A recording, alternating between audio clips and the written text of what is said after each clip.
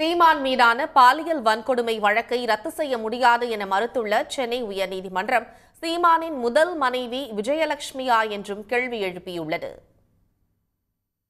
நாதக ஒருங்கிணைப்பாளர் சீமான் தன்னை திருமணம் செய்து கொள்வதாக கூறி பாலியல் வன்கொடுமை செய்ததாக நடிகை விஜயலட்சுமி புகார் கூறியிருந்தார்.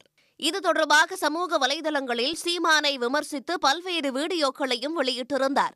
இந்நிலையில் 2011ஆம் ஆண்டு அவர் தொடர்ந்த வழக்கை ரத்து செய்ய கோரி உயர்நீதிமன்றத்தில் சீமான் வழக்கு தொடர்ந்திருந்தார்.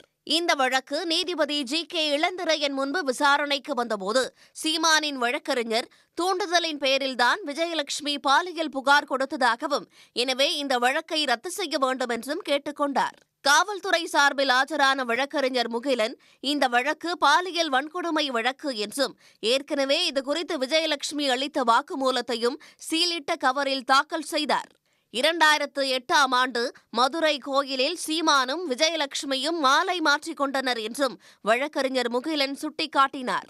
அப்போது குறுக்கிட்ட நீதிபதி சீமானின் முதல் மனைவி விஜயலட்சுமியா என்று கேள்வி எழுப்பினார்.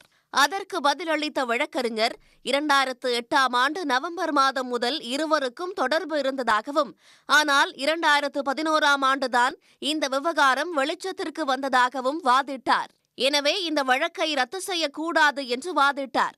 இருதரப்பு வாதங்களையும் கேட்ட நீதிபதி வழக்கை திரும்ப பெறுவதாக புகார்தாரர் கூறினாலும் காவல்துறை பாலியல் வன்கொடுமை வழக்கை விசாரிக்க அதிகாரம் உள்ளது என்றும், சர்வசாதாரணமாக இந்த வழக்கை முடித்துவிட முடியாது என்றும் தெரிவித்தார். எனவே பாலியல் வன்கொடுமை வழக்கை 3 மாதங்களுக்குள் விசாரித்து முடிக்க வளசரவாக்கம் காவல் நிலைய போலீசாருக்கு நீதிபதி உத்தரவிட்டார். உடனுக்குடன் செய்திகளை தெரிந்து கொள்ள சன் நியூஸ் பெல் ஐகானை கிளிக் பண்ணுங்க.